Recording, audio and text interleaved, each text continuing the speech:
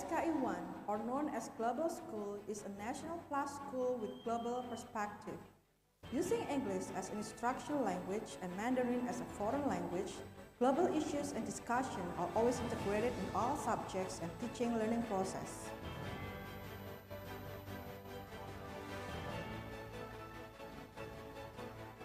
Christian character education is our priority to build students' faith and character. STEAM, Science, Technology, Engineering, Art, and Mathematics for the preschool level.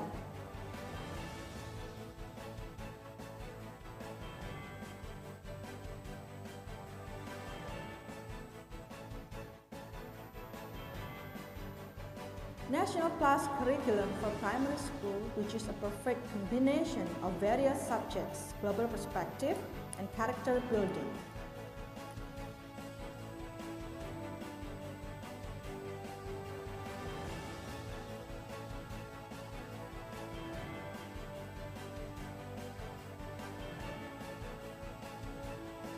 As a global school, we are conducting campaigns on protecting the environment and cultural diversity as we try to fulfill the United Nations goals. Modern and relevant talent development activities as a means of self-development for the students in various fields such as language, arts, sports, and technology. The activities we have here are coding, robotics, cinematography, violin, guitar, choir, band, drum, craft, public speaking, dance, wushu, and swimming.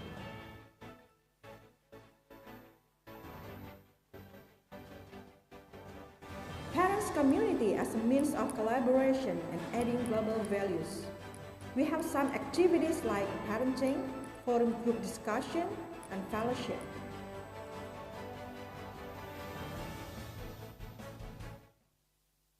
Those were the top stories for grade school. So, what are you waiting for? Join GSKI 1 Global School now!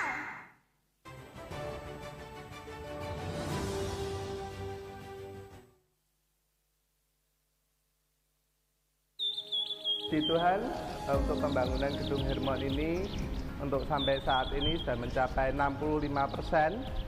Dan pekerjaan akan dimulai bulan Januari 2022 dan akan diselesaikan kira-kira di akhir bulan Oktober yang akan datang. Pekerjaan ini juga sudah mencapai tahap finishing dan untuk lantai 4 sudah selesai, tinggal lantai 3 untuk pemasangan keramik dan untuk railing tangga. Lantai 2 kita sudah mulai menginjak pasang keramik dan partisi untuk ruang studio. Dan lantai 1 sudah tinggal pengecatan dan dinding curtain wall yang akan diselesaikan minggu ini. Sekarang menginjak untuk renovasi 2 lantai bangunan lama untuk ruang tidur mahasiswa praktek dan untuk pendeta tamu. Kiranya butuh dukungan saudara Bapak Ibu sekalian untuk penyelesaian gedung Hermon ini boleh terwujud di tahun ini juga. Terima kasih atas dukungan Bapak Ibu dan saudara sekalian. Saudara, banyak yang bertanya-tanya, kenapa sih membangun gedung Hermon? Apakah ini bukan sebuah bentuk pemborosan? Saudara, untuk melakukan pelayanan yang lebih luas, menjangkau kalangan yang lebih banyak, masyarakat lebih luas, tentu saja dibutuhkan pengeluaran yang lebih besar. Tentu bukan bermaksud untuk menghambur-hamburkan, tetapi jangan juga sampai takut mempersembahkan uang yang Tuhan sudah percayakan kepada kita, supaya kita bisa melakukan pengembangan pelayanan di gereja Tuhan. Nah, saudara, gedung di seberang Hermon, yaitu gedung yang selama ini dipakai untuk TU dan Poliklinik Bethesda, kedepannya akan dipakai sepenuhnya untuk sebuah poliklinik. Kita bersyukur bahwa ada orang-orang yang rindu mempersembahkan waktu dan talentanya untuk melayani di bidang kesehatan. Oleh karena itu, kita akan menambah dengan klinik mata, klinik terapi, dan juga beberapa pelayanan lainnya. Untuk itu, keseluruhan gedung akan dipakai untuk pelayanan kesehatan masyarakat ini. Dan oleh karena itulah TU mesti dipindahkan. Dan kita memakai gedung Hermon ini untuk dipakai sebagai kantor tata usaha di lantai pertamanya. Lalu untuk di lantai kedua kita akan menggunakan sebagai ruang studio, di mana saat ini pelayanan digital juga semakin dikembangkan. Lalu di lantai ketiga akan dipakai untuk ruang serbaguna, di mana kita bisa memakai untuk beberapa acara. Dan paling atas lantai 4 akan dipakai untuk tempat tidur poster.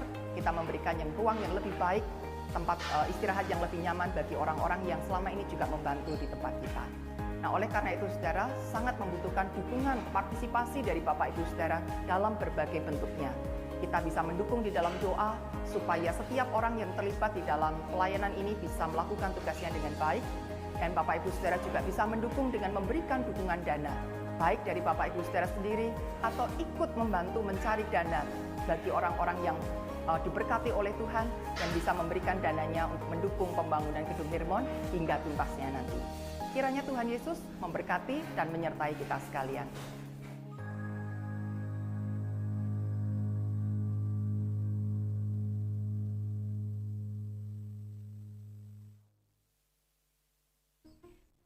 Biasanya ketika ada yang berulang tahun, kita yang memberikan hadiah kepada pihak yang berulang tahun. Namun, di ulang tahun GKI Peterongan yang ke-56 pada tahun ini, alih-alih kita mendapatkan hadiah, kita yang akan memberikan hadiah untuk alam. GKI Peterongan berkomitmen untuk menanam 2.256 batang bibit tanaman mangrove atau bakau di pesisir pantai Semarang, di mana angka 22 melambangkan tahun ini dan 56 melambangkan usia GKI Peterongan di tahun 2022. Mengapa mangrove? Kita sudah menyadari dan merasakan sendiri perubahan iklim terjadi. Efeknya makin hari makin terasa. Perubahan iklim terjadi karena penumpukan emisi karbon yang tiap tahun semakin meningkat. Mangrove adalah salah satu tanaman yang mempunyai kemampuan daya serap emisi karbon yang tinggi, bahkan 10 hingga 12 kali lipat lebih tinggi daripada tanaman daratan yang lain. Selain itu, mangrove juga memiliki manfaat bagi ekosistem pesisir pantai, terlebih lagi bagi para penduduk sekitar pesisir pantai. Oleh sebab itu, Panitia Bulan Keluarga bersama dengan Eko Ministry mengajak jemaat untuk berpartisipasi dalam memberikan donasi. Untuk setiap satu batang pohon mangrove senilai Rp10.000. Jemaat dapat memberikan donasi sesuai dengan kemampuan masing-masing. Nantinya, bibit pohon mangrove ini akan ditanam di Semarang Mangrove Center yang dikelola oleh Kesemat Ilmu Kelautan Undip Semarang. Mari bersama kita menjadi solusi, bukan polusi.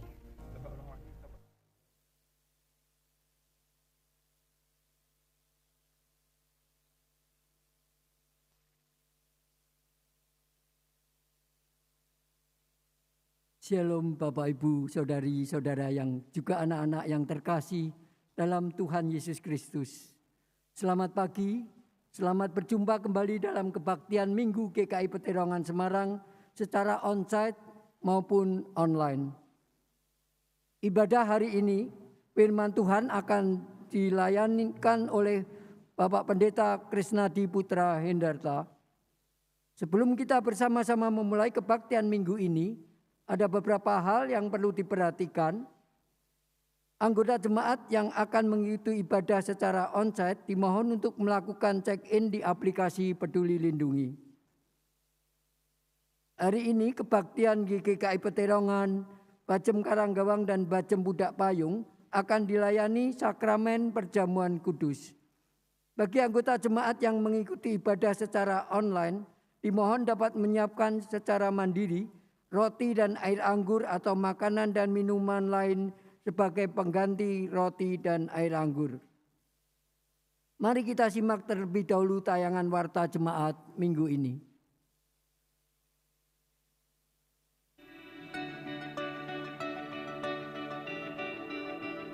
Salam keluarga GKI Peterongan. Mari bergabung bersama kami melayani bersama di Komisi Audiovisual GKI Peterongan. Pelayanan apa saja yang bisa dilakukan bersama? Mendesain dan mengoperasikan tayangan slide selama ibadah, mengoperasikan kamera dan mixer video, mensyuting acara-acara gereja, melakukan streaming video atau live streaming, editing materi publikasi, dan lain sebagainya. Yuk berikan talenta saudara dalam pelayanan di Komisi Audiovisual. Kami tunggu ya. Mulai hari ini, Minggu 2 Oktober 2022,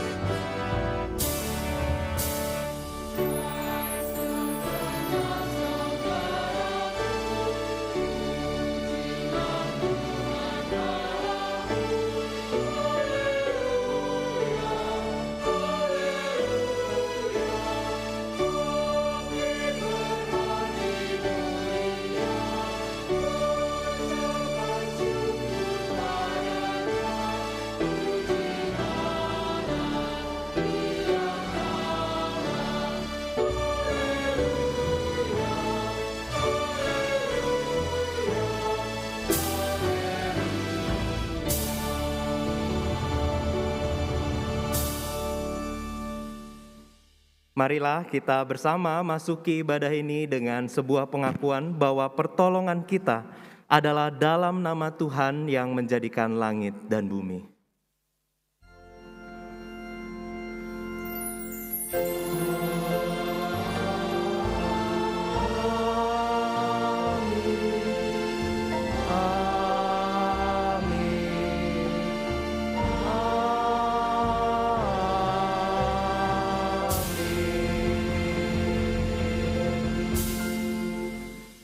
Tuhan besertamu.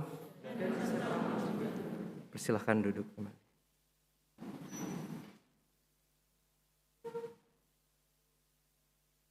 Selamat pagi Bapak Ibu Saudara dan juga adik-adik sekalian. Shalom.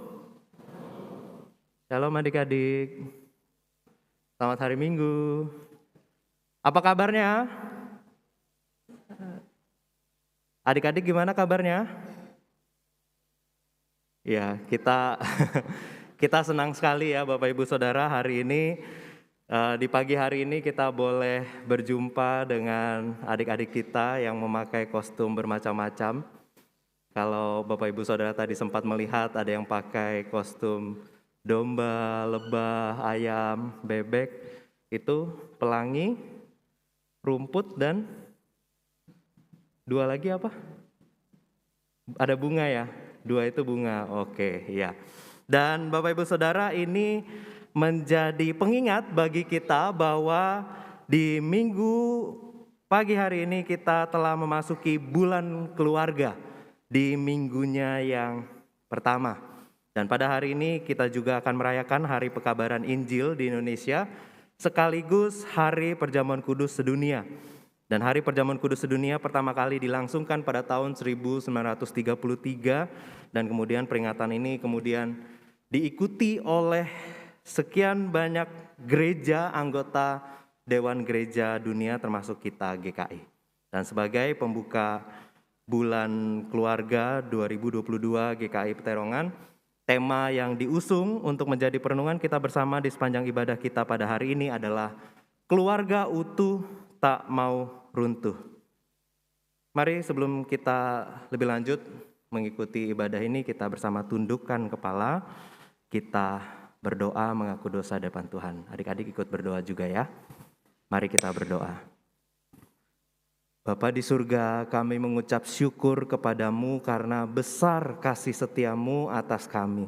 Terima kasih Bapa karena Engkau begitu menyayangi kami.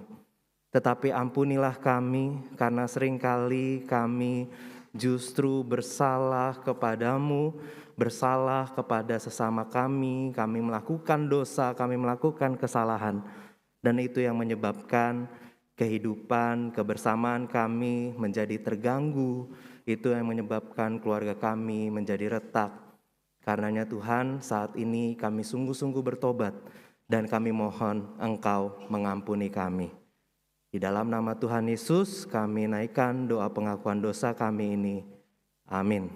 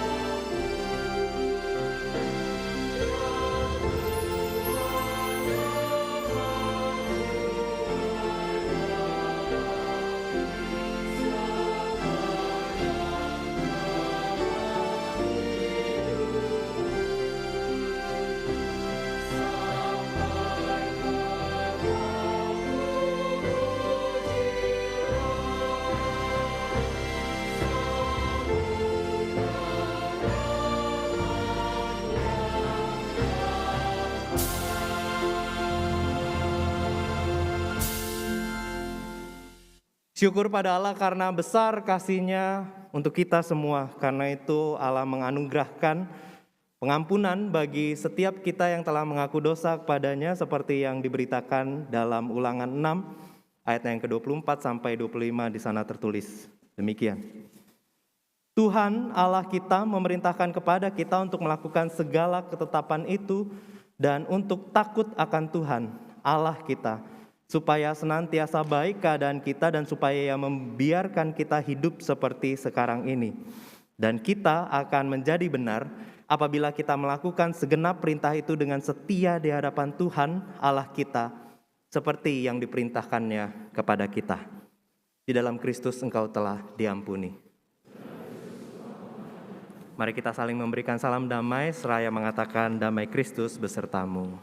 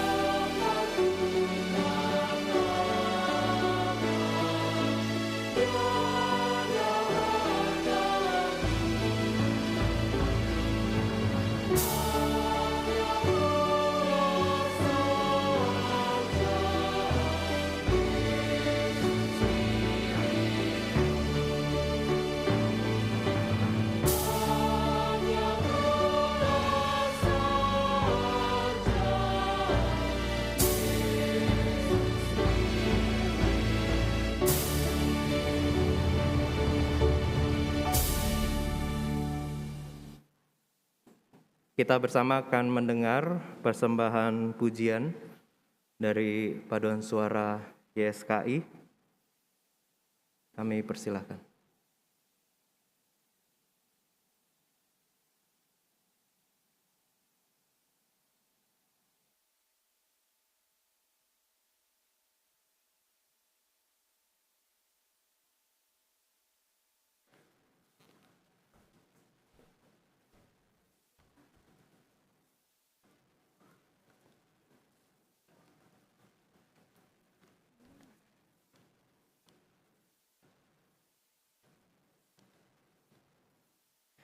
Selamat pagi, Shalom.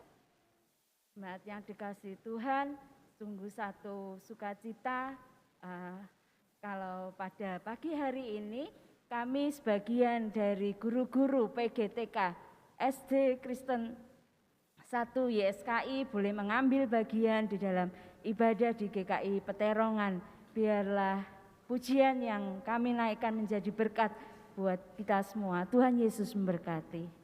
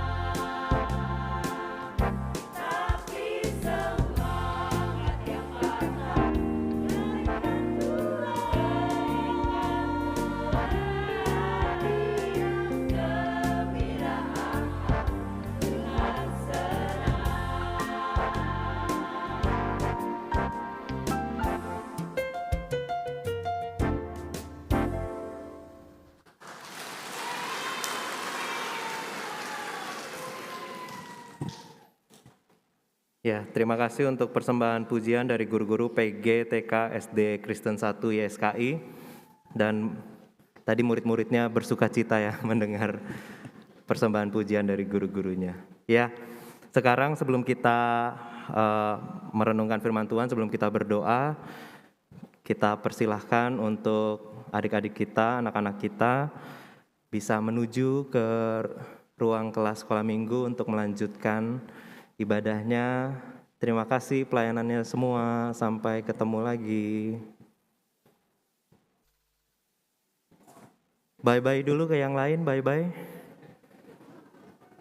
Bye-bye semua, bye-bye. Bye-bye. Terima kasih semua. Ya, kita mesti baik-baik sama anak-anak, karena mereka yang mempunyai kerajaan surga ya. Kalau enggak ntar kita nggak dikasih masuk. Yuk, mari kita sama-sama tundukkan kepala, kita berdoa. Bapa di surga, saat ini kami meneduhkan diri kami, mempersiapkan hati kami untuk kami sama-sama belajar akan kebenaran firman Tuhan. Karena itu biarlah Roh-Mu yang kudus menerangi hati pikiran kami, membuat apa yang kami renungkan ini boleh kami lakukan dalam hidup keseharian kami. Karena kami rindu Tuhan, kehidupan kami, kehidupan keluarga kami, itu semua boleh berpadanan dengan terang firman Tuhan. Terima kasih ya Bapa, bersabdalah kepada setiap kami, karena kami sedia untuk mendengarkan. Di dalam nama Tuhan Yesus kami berdoa. Amin.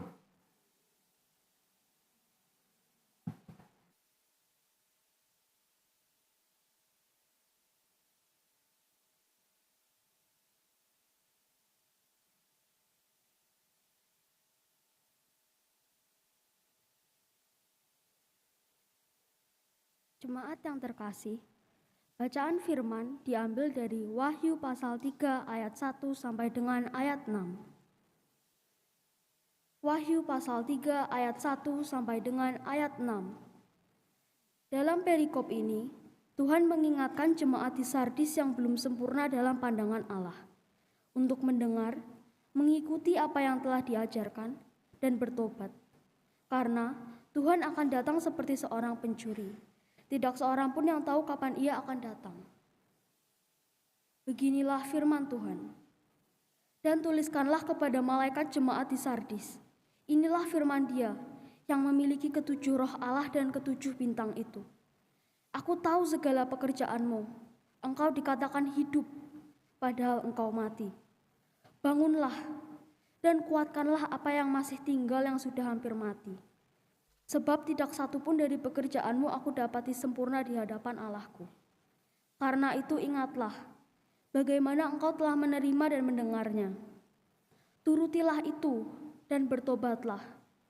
Karena jikalau engkau tidak berjaga-jaga, aku akan datang seperti pencuri, dan engkau tidak tahu pada waktu manakah aku tiba-tiba datang kepadamu.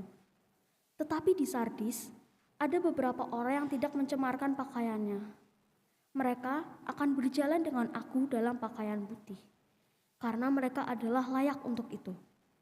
Barang siapa menang, ia akan dikenakan pakaian putih yang demikian. Aku tidak akan menghapus namanya dari kitab kehidupan, melainkan aku akan mengaku namanya di hadapan Bapakku dan di hadapan para malaikatnya.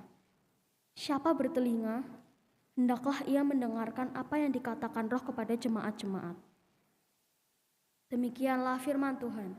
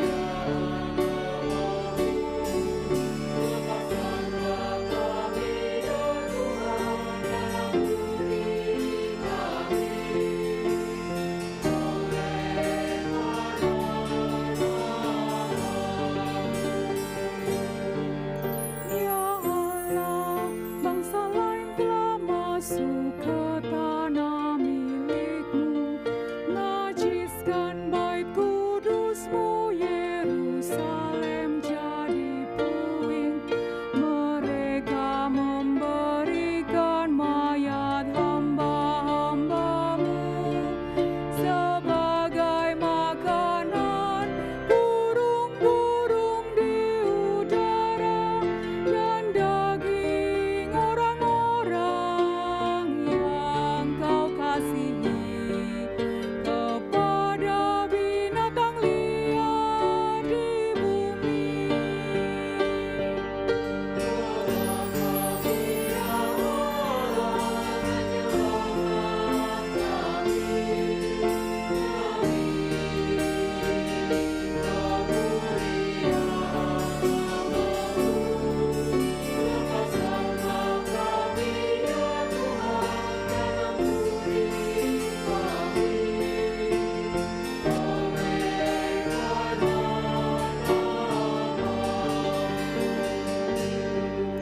Dan tidak ada yang kuburkan orang-orang itu, tak ada yang kuburkan sekeliling Yerusalem. Kami jadi celah bagi para tetangga kami, diejek, dicemooh orang di sekitar kami. Berapa lama lagi Kau murka ya Tuhan? Cemburu-Mu terus berkobar bagai api. Tolonglah kami ya Allah, penyelamat kami.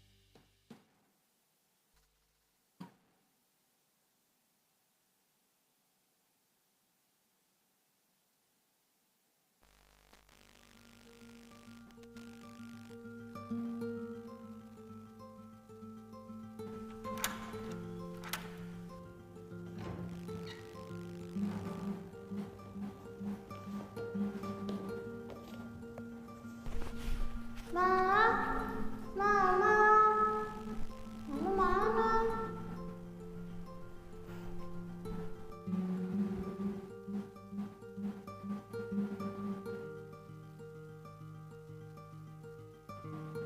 Entar dinernya by GoFood aja ya Dek, nanti Mama kirim GoPay ya. Mama ada temu kangen, cus lanjut sore ada persekutuan. Belajar loh ya, jangan sampai prestasimu turun. Malu-maluin anak Mama. See you. Wah. Temu kangen kok tiap hari. Paling cuma hahihi, terus foto-foto, upload. Sendirian lagi deh. Udahlah. Aku tuh ya pengen healing sekeluarga, keluar negeri, shopping-shopping. Tapi ini healing beneran apa cuma flexing ya? Dek, jangan lupa, entar sore ada latihan buat pelayanan remaja. Datang lo ya, Papa udah dipeseni bolak-balik sama pembimbingmu. Nyuruh-nyuruh tok kawan, nato banget, mau action lah only. Sendirinya meeting terus, mana sempat pelayanan. TikTokan aja.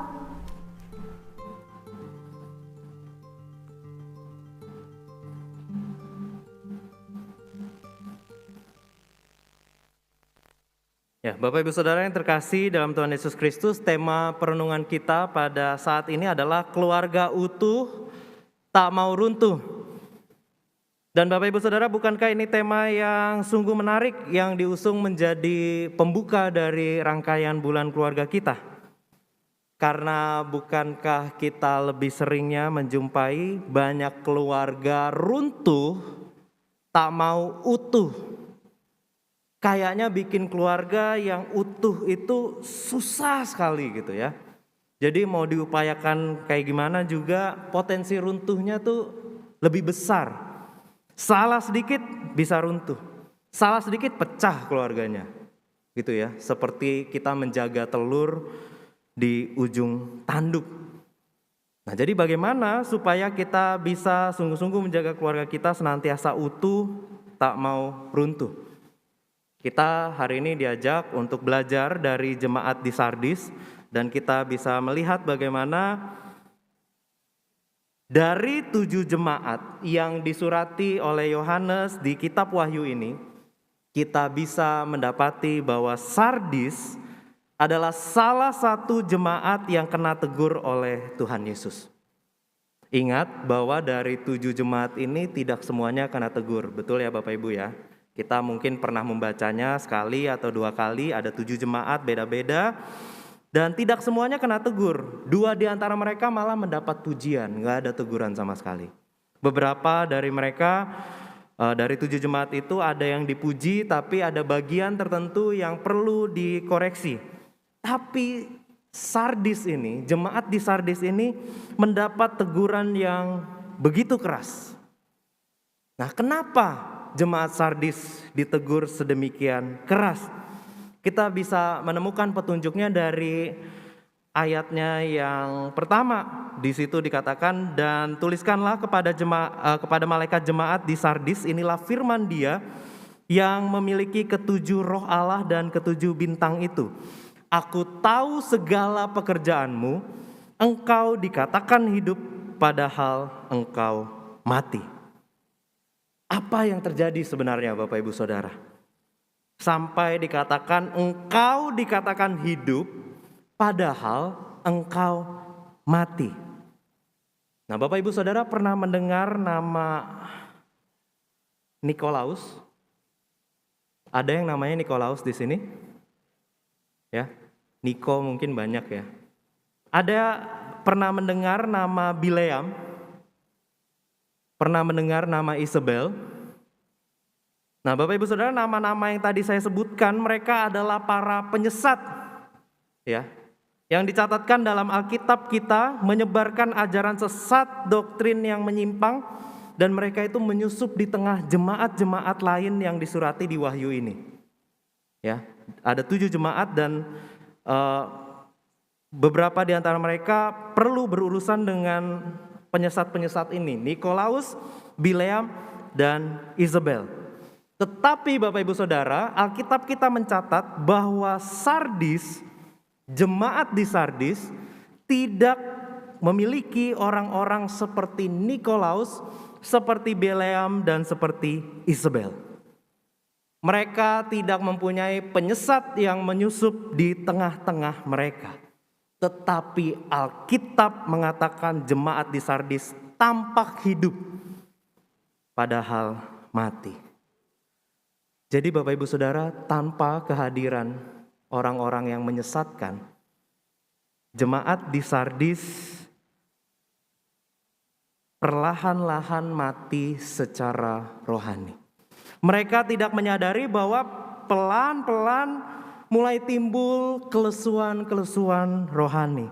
Perlahan-lahan mereka mulai meninggalkan hal-hal yang esensi, hal-hal yang utama dari hidup kerohanian mereka. Dan apa yang mereka lakukan, mereka kemudian berusaha sedemikian rupa untuk menjaga tampak luarnya saja. Mereka menjaga ritual ibadahnya, kesalehannya yang langsung dilihat orang, dan segala hal yang bisa langsung diamati oleh orang lain.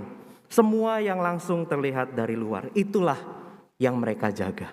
Tetapi di dalamnya mereka sungguh-sungguh keropos. Karena itu Tuhan Yesus memperingatkan mereka. Ayatnya yang kedua dikatakan, sebab itu bangunlah, memperingatkan mereka bahwa bangunlah dan kuatkanlah apa yang masih tinggal yang sudah hampir mati, sebab tidak ada satupun dari pekerjaanmu aku dapati sempurna di hadapan Allahku. Dalam Alkitab versi bahasa Indonesia masa kini dikatakan, sebab itu bangunlah dan perkuatlah apa yang masih ada pada kalian, sebelum itu mati sama sekali. Jadi ini mau mengatakan bahwa masih ada harapan.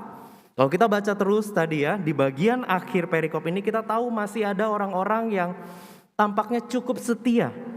Tidak hanya mengerjakan apa yang tampak luarnya saja supaya bagus, tetapi secara esensi apa yang ada di dalam mereka juga benahi. Karena itu dikatakan masih ada kesempatan bahwa jemaat Sardis ini belum mati rohani sepenuhnya. Masih ada jalan jika mereka mau sungguh-sungguh bertobat. Dan pertobatan ini yang dikatakan oleh Tuhan sebagai upaya untuk berjaga-jaga. Berjaga-jaga dari apa, Bapak Ibu Saudara? Dari datangnya hari Tuhan. Hari akhir sekaligus hari di mana Tuhan akan datang kembali. Kita lihat kalimatnya berbunyi demikian. Karena itu ingatlah bagaimana engkau telah menerima dan mendengarnya. Turutilah itu dan bertobatlah. Karena jikalau engkau tidak berjaga-jaga, aku akan datang seperti pencuri dan engkau tidak tahu pada waktu manakah aku tiba-tiba datang kepadamu. Kita tahu kalimat ini mau menunjukkan kepada kita, pada pembaca, pada jemaat di Sardis, mengenai adanya hari Tuhan. Hari kedatangan Tuhan kembali, hari penghakiman, hari kiamat, zaman akhir, akhir zaman. Tetapi kita juga bisa memaknainya ini sebagai hari di mana tidak ada kesempatan lagi untuk memperbaiki diri. Jadi hari Tuhan dalam Wahyu 3 ini tidak melulu bicara soal kematian atau akhir zaman. Tetapi kalau kita sadari di kehidupan kita saja ada kesempatan-kesempatan yang mungkin tidak tersedia lagi. Mungkin dalam relasi kita berpikir ya, kalau kita menyakiti seseorang hari ini, lalu kita pikir, oh kita bisa berbaikan nanti ya. Kita masih bisa minta maaf, kita masih bisa saling memaafkan, kita bisa baikan lagi seperti layaknya teman, seperti pada mulanya, seperti itu. Tapi terkadang hari Tuhan ini datang. Ternyata kita sudah tidak punya kesempatan lagi untuk memperbaiki relasi. Karena kita berurusan dengan orang-orang yang hidup, yang punya perasaan, yang punya keputusan. Jadi kita diingatkan bagaimana kesempatan itu kadang tidak datang untuk kedua kalinya. Ada hari di mana tidak ada kesempatan lagi untuk kita memperbaiki diri. Dan pada akhirnya jemaat Sardis juga diingatkan mengenai apa yang mereka akan terima jika mereka mampu bertobat. Dikatakan bahwa nama mereka tidak akan dihapus dari kitab kehidupan. Dan ini tentu bicara soal keselamatan, tapi tidak melulu bicara soal surga neraka saja. Ini juga bicara soal hidup kita di sini. Soal anugerah kehidupan yang Tuhan berikan, yang berkualitas, yang bermakna. Seperti yang diingatkan di Yohanes 10 ayat 10 yang di sana tertulis demikian. Aku datang supaya mereka mempunyai hidup dan mempunyainya dalam segala kelimpahan. Nah, jadi Bapak Ibu Saudara, di mana letak masalah jemaat Sardis ini? Masalahnya ternyata ada di sini. Bahwa mereka itu terlihat hidup padahal mati. Dan inilah juga masalah terbesar keluarga-keluarga kita dari masa ke masa. Tentu kita bisa berdiskusi, kita bisa mengadakan seminar mengenai apa saja yang bisa menyebabkan keluarga itu runtuh. Ada begitu banyak hal yang kita bisa bahas. Tetapi hari ini kita akan memperhatikan satu hal. Bahwa keluarga itu bisa runtuh ketika keluarga itu hanya memperhatikan apa yang tampak luarnya saja. Ketika keluarga itu hanya terlihat hidup dari luar saja, padahal di dalamnya keluarga itu telah mati. Nah, sama seperti fragmen yang tadi kita saksikan bersama, ya. Ada seorang anak yang ngomel-ngomel terus dari tadi ya. Papa mamanya ngomong baik-baik, bukan? Papanya chat, ngomong, ingetin nak kamu nanti pelayanan jangan lupa. Mamanya juga tinggalin notes, terus bilang, sorry mama gak bisa sediain makanan, mama gak bisa ketemu kamu. Mama ada temu alumni yang berkali-kali katanya. Lalu kemudian setelah itu mau langsung persekutuan gitu ya. Semua ngomong baik-baik, tapi anaknya ngomel-ngomel terus. Kalau kita lihat sepintas kita pasti menyalahkan anaknya, betul ya? Ini anak gak ada angin, gak ada hujan, ngomel mulu, bete kali di sekolah ya, habis diomelin guru atau gimana. Tapi kalau kita perhatikan baik-baik, sebenarnya anaknya ini hanya mengangkat satu realita kehidupan keluarganya yang tidak bisa dia pungkiri lagi. Bagaimana keluarganya itu terlihat hidup, ya, sibuk persekutuan, sibuk pelayanan, bahkan anaknya didorong untuk pelayanan, tetapi di dalamnya mati. Keropos dan anaknya menemukan itu. Ya, tadi anaknya sempat bilang papanya itu no action, talk only gitu. Papanya hanya bisa mendorong tapi sendirinya enggak pelayanan. Dan dia menemukan mamanya sibuk persekutuan tapi mamanya juga enggak punya waktu untuk mengurusi dia, enggak punya waktu untuk sekedar hadir dekat dengan dia. Tampak luar semua orang di gerejanya mungkin bisa menilai baik. Itu mungkin nggak tahu gerejanya GKI Peterongan atau bukan ya. Kayaknya bukan, GKI Peterongan nggak ada kayak gitu. Di GKI antah berantah, jangan GKI lah ya. Nggak apa-apa lah GKI. Di suatu gereja, jemaat melihat keluarga fiktif ini kemudian, wah luar biasa, baik sekali. Mamanya persekutuan, papanya pelayanan, anaknya juga didorong gitu ya. Tapi anaknya sendiri merasa tidak seperti itu. Bukankah ini ironi? Ketika kita lebih banyak mencurahkan energi kita, perhatian kita untuk berusaha supaya keluarga kita itu selalu tampak baik di luarnya, kita pada akhirnya sadar bahwa di satu titik kita tidak punya cukup waktu, kita tidak punya cukup perhatian dan tenaga untuk memperhatikan bagaimana kualitas kehidupan di dalam keluarga itu sendiri.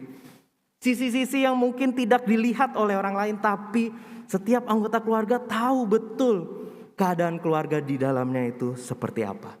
Karena itu kita mau belajar pada hari ini bahwa yang pertama, untuk menjadikan keluarga kita utuh, berpeganglah pada nilai-nilai kerajaan Allah.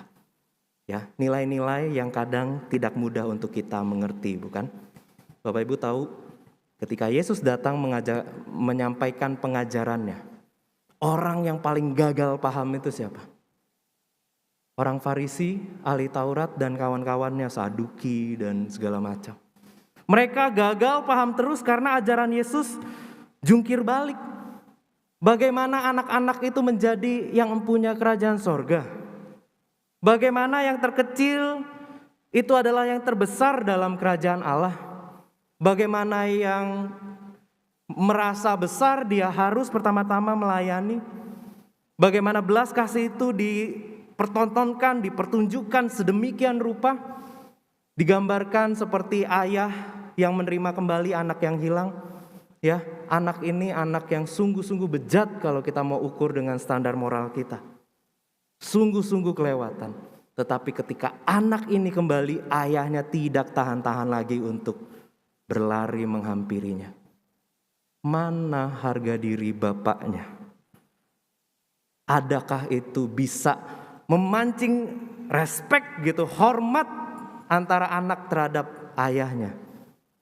Tetapi ternyata nilai itu tidak berlaku dalam kerajaan Allah. Bahwa belas kasih itu menjadi sesuatu yang utama, yang begitu menguasai, dan itulah nilai kerajaan Allah. Nilai-nilai kerajaan Allah ini kalau kita sungguh-sungguh kenakan, sungguh-sungguh kita hayati, kita lakukan, nilai-nilai inilah yang kemudian menjaga sikap kita di daripada kita hanya mementingkan penampilan keluarga kita di luar. Dan pada akhirnya kita memiliki satu standar yang tidak bisa goyah. Terlebih lagi kalau kita memahami kenapa nilai ini bisa begini, kenapa nilai itu bisa begitu. Jadi bukan hanya melakukan, tapi kita sungguh-sungguh merenungkan dan kita menghayatinya. Keluarga kita dijamin utuh. Dan yang kedua Bapak Ibu Saudara, keluarga utuh ketika kita mampu untuk berubah dengan melangkah keluar kotak. Tadi Alkitab kita mengatakan, turutilah itu dan bertobatlah. Kalau Bapak Ibu menghayati kata bertobat dalam pertobatan dalam bahasa Yunani metanoia, itu sungguh-sungguh berarti U-turn, berputar arah, berbalik.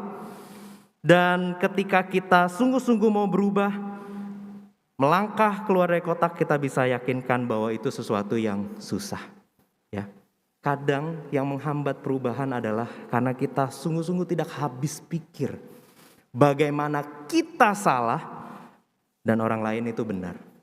Bagaimana kita salah dan firman Allah itu benar. Karena kita sudah terlalu lama tinggal di dalam kotak pikiran kita yang sempit itu.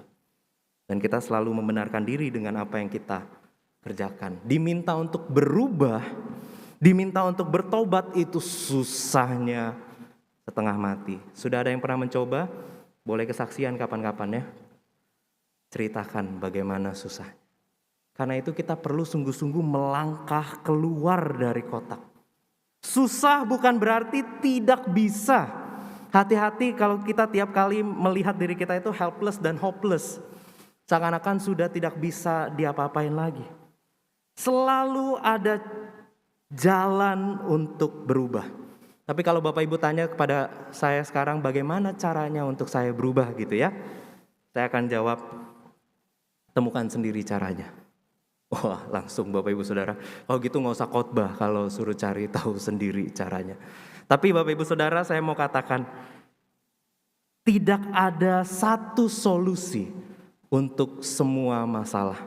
Sama seperti tidak ada obat mujarab untuk semua penyakit. Ya, kita bisa sungguh-sungguh mencari sendiri, merenungkan sendiri bagaimana caranya kita untuk berubah dan menjalani itu. Satu hal yang bisa saya bagikan yang cukup efektif untuk kita mengalami perubahan adalah kita belajar menyimak apa yang disampaikan oleh orang lain. Dan saya sendiri bisa menjadi kesaksian kalau Bapak Ibu Saudara ingin tahu. Ya, saya cenderung mencari solusi. Ya, katanya pemimpin yang baik harus selalu arahnya kepada solusi, betul ya? Ada masalah ya udah cari solusi, jangan cari orangnya. Kalau cari orangnya siapa yang salah gitu kan? Cari solusi, tapi itu menyebabkan pola pikir saya adalah seperti mengikuti ujian bahasa Indonesia atau bahasa Inggris. Tahu? Ujian bahasa seperti apa? Ada soal cerita dan sudah ada pertanyaannya. Kalau pertanyaannya kapan si Budi pergi? Apa yang Bapak Ibu lakukan? Baca ceritanya hanya mencari keterangan waktu. Yang lain-lainnya nggak dibaca. Kenapa? Karena kita fokus kepada solusi dan kita ingin cepat selesai. Tapi sayangnya mendengarkan bukan seperti itu. Makanya kata yang saya pakai adalah menyimak. Jangan-jangan dari kata-kata lain yang disampaikan oleh orang tua kita, anak-anak kita, suami kita, istri kita, saudara-saudari kita, rekan-rekan kita di gereja, rekan-rekan kita di kantor. Dari kata-kata mereka kalau kita simak baik-baik, oh ternyata ada yang baik, oh ternyata ada jalan keluar. Jadi cobalah pertobatan kita dimulai dari hal yang paling sederhana yaitu menyimak apa yang disampaikan oleh orang lain. Bapak Ibu Saudara mau berusaha itu? Tenang Bapak Ibu Saudara punya temannya, yaitu saya. Kita sama-sama berusaha untuk belajar menyimak mulai dari sekarang.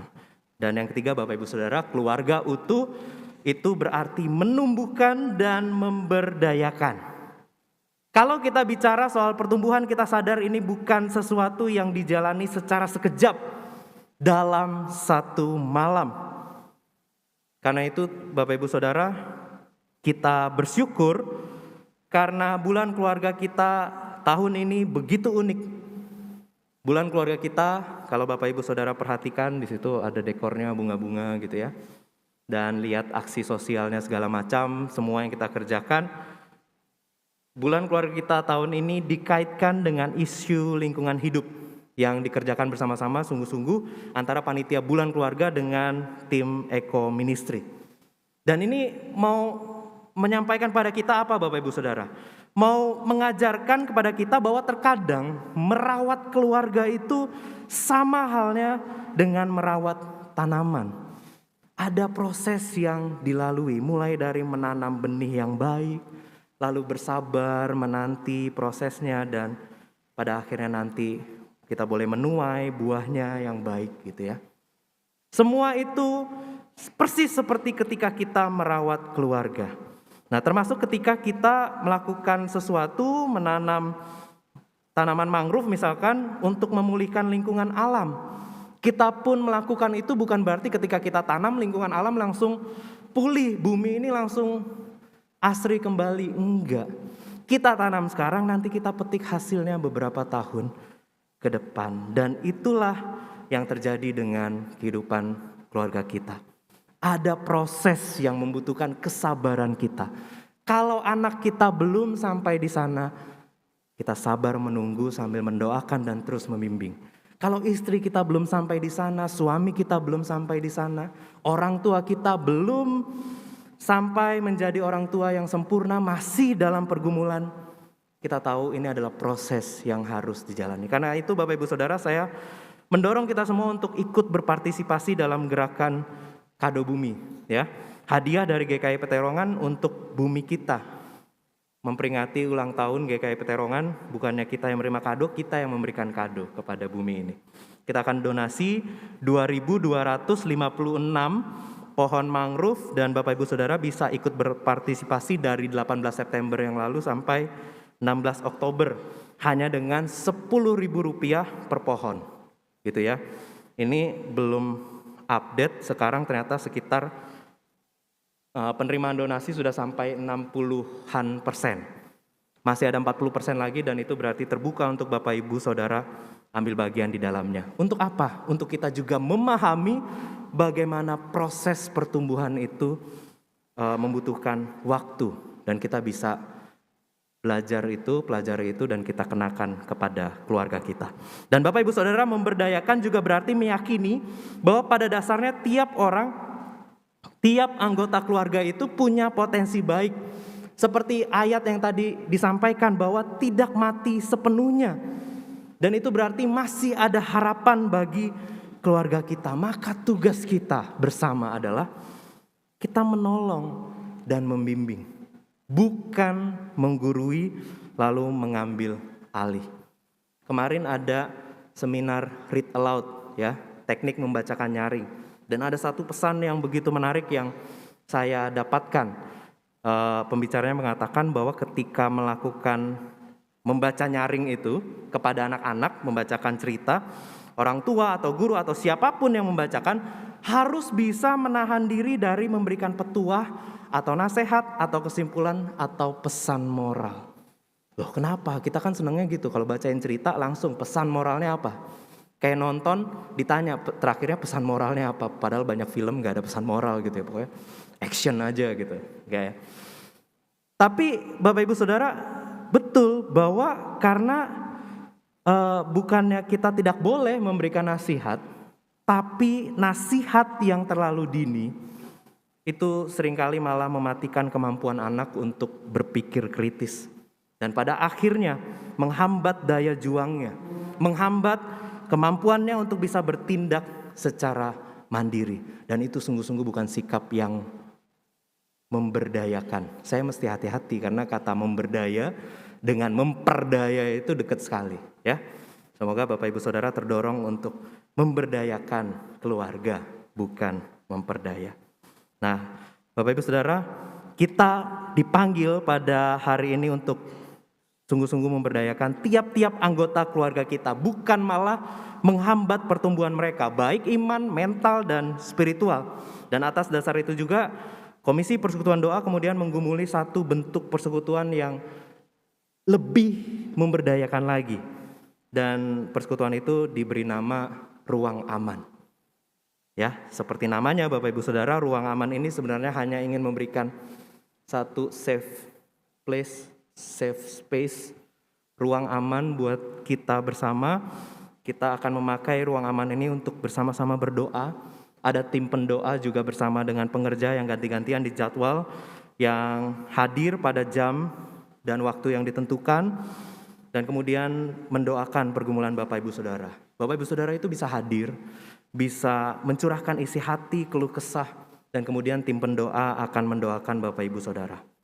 Tidak akan ada banyak nasihat, ya, tidak ada penghakiman, dan saudara boleh bercerita apapun, boleh kesaksian, dan boleh juga untuk hanya minta didoakan tanpa menceritakan apapun, karena memang kita tahu betul ada beban, persoalan, pergumulan yang bahkan tidak dapat diungkapkan dengan kata-kata. Ruang aman ini nanti akan pertama kali diadakan pada tanggal 13 Oktober. Jadi di hari Kamis yang tidak ada malam puji doa, di hari itu ada ruang aman, gitu ya. Ruang aman ini tidak di-streamingkan di YouTube, karena ya namanya aja ruang aman gitu ya. Kita ingin membuat satu lingkungan yang saling menjaga satu dengan yang lain, saling menyimpan rahasia satu dengan yang lain. Kalau ruang aman ini bisa diterapkan juga di rumah, ini sesuatu yang baik, yang luar biasa. Dan itu tentu akan memberdayakan, menumbuh kembangkan setiap anggota keluarga yang ada di rumah. Jadi Bapak Ibu Saudara, kalau kita sungguh-sungguh ingin membuat keluarga kita utuh dan tak mau runtuh, kita kerjakan semua yang tadi kita sudah dengarkan. Percaya bahwa masih ada harapan untuk keluarga kita, dan masih ada kesempatan untuk kita sungguh-sungguh bertobat. Tuhan beserta kita sekalian. Amin. Kita akan bersaat teduh dengan diiringi persembahan pujian oleh paduan suara Hosiana.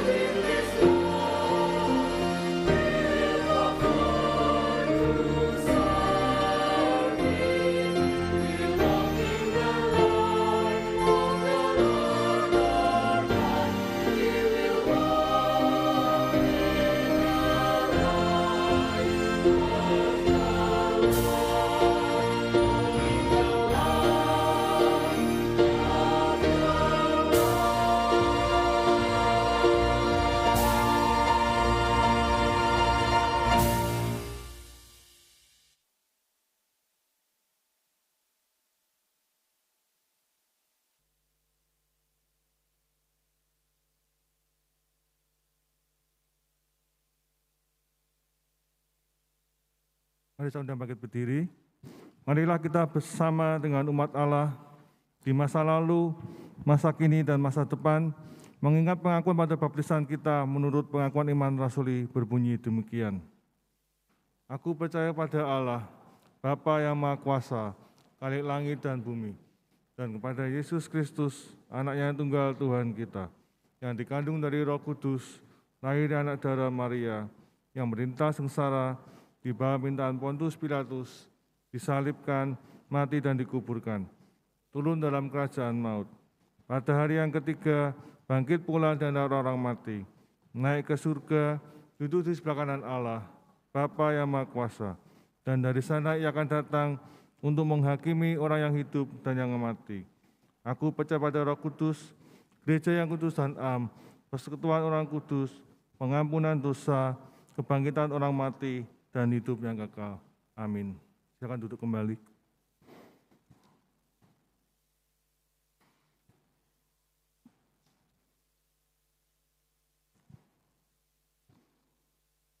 Ini saatnya kita mau mengucap syukur. Marilah kita bersama menyatakan syukur kita pada Tuhan melalui persembahan. Sebagai pengingat bagi kita semua, saya akan bacakan nats yang saya ambil dari Amsal 3 ayat 9-10 yang bunyi demikian. Muliakanlah Tuhan dengan hartamu dan dengan hasil pertama dari segala penghasilanmu, maka lumbu-lumbu akan diisi penuh sampai melimpah-limpah, dan bejana pemerahanmu akan meluap dengan air buah anggurnya. Dimanapun saudara berada, saudara dapat memberikan persembahan minggu, persembahan bulanan, persembahan syukur, dan perpuluhan melalui 1. Transfer ke rekening bank yang tercantum di layar maupun di watak digital. 2. Scan QRIS menggunakan aplikasi layanan keuangan digital yang ada. Untuk jemaat yang hadir di ruang ibadah saat ini, QRIS telah tersedia di kursi masing-masing. Apabila saudara memberikan persembahan melalui transfer ATM atau QRIS, tambahkan kode unik pada 2 digit terakhir nominal persembahan saudara. Kode unik dapat dilihat di layar maupun di watak digital. 3. Memasukkan persembahan ke dalam kotak persembahan yang tersedia di dekat pintu keluar seusai ibadah atau melalui kotak yang tersedia di kantor tata usaha. Saudara dapat menggunakan amplop yang tersedia, amplop hitam untuk operasional dan pelayanan gereja, sedangkan amplop merah untuk pembangunan gedung Hermon. Mari kita berdoa. Bapa yang di surga, kami mengucap syukur Tuhan untuk berkat-Mu sepanjang minggu ini. Ini waktunya Tuhan kami memberikan apa yang menjadi milik-Mu, akan persembahan bulanan kami, persembahan syukur, persembahan perpuluhan Tuhan, yang Kau kuduskan dan sucikan akan persembahan ini, sehingga boleh layak akan kemuliaan nama-Mu. Juga berikanlah juga kami hikmat-Mu Tuhan untuk para majelis juga gereja-Mu dalam mengelolakan berkat-berkat-Mu ini, sehingga nama-Mu akan semakin dipermuliakan, kerajaan-Mu semakin dilebarkan, juga menjadi saluran berkat bagi di sekeliling gereja kami Tuhan. Kami mau serahkan Tuhan akan persembahan kami ini, hanya di dalam Yesus kami sudah berdoa dan mengucap syukur. Amin.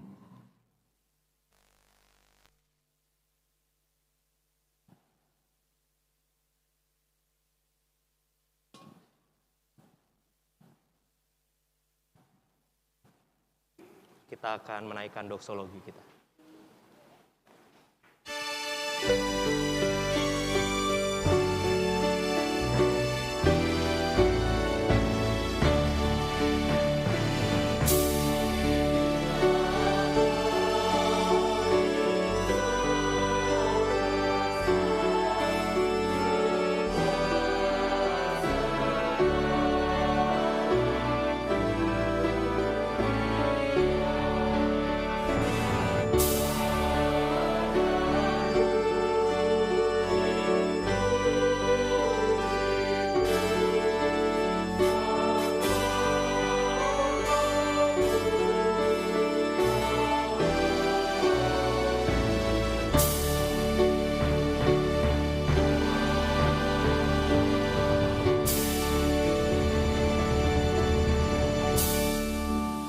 Kini tiba saatnya kita untuk segera diutus masuk dalam kehidupan kita sehari-hari, juga masuk kepada keluarga kita masing-masing.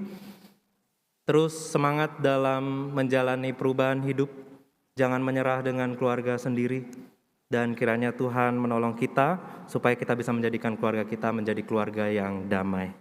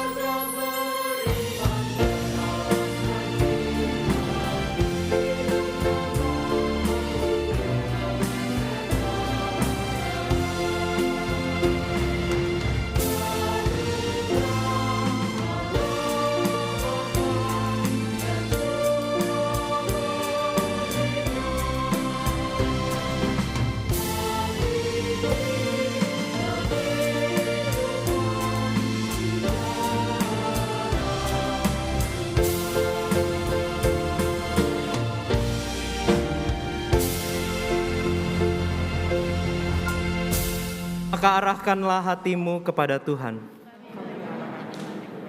Jadilah saksi Kristus. Terpujilah Tuhan. Dan terimalah berkat Tuhan.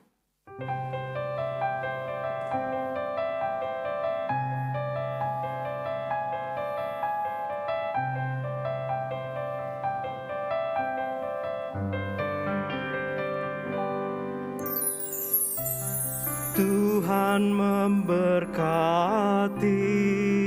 engkau, Tuhan melindungi engkau, Tuhan menyinari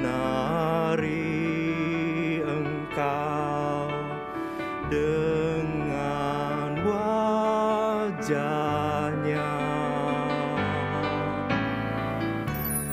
Tuhan memberi kasih karunia,